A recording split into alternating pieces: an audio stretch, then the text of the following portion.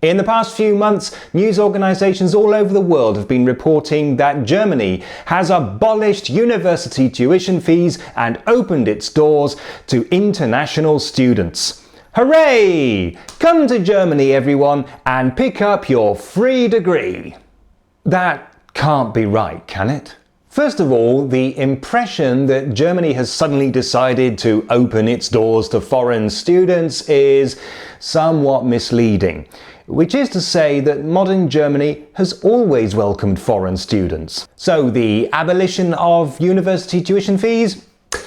Well, that's kind of true, but you need to know that before 2004, general tuition fees weren't charged at all. And when they were introduced, they were only charged in some states, and the fees were quite modest, usually around €500 a semester.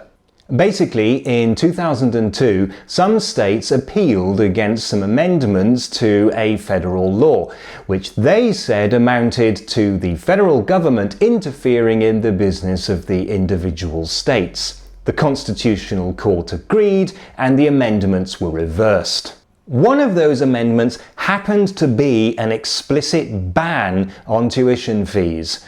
This wasn't the reason for the appeal, but it did make the states wake up and think, hang on, there's nothing actually preventing us from charging tuition fees. And so some of the states started charging tuition fees. But this was bitterly opposed, and then statistics started showing that this was actually discouraging students. Hesse lasted 1 year before dropping the idea, and the others soon followed suit. All that's happened now is that Lower Saxony has finally dropped tuition fees, the last state to do so. Cue sensational news reports about Germany free for foreign students. Of course, it's not completely free. You still have to pay an administrative charge, usually €100 or €200 per semester, although in some places this does include the cost of public transport. Also, some states will start charging tuition if you take too long to complete your studies. For those hoping to study in Germany, most courses are taught in German, so you will need to speak and understand German fluently.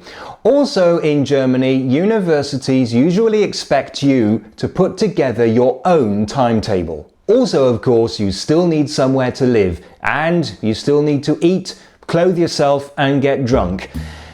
And you'll have to pay for all that yourself.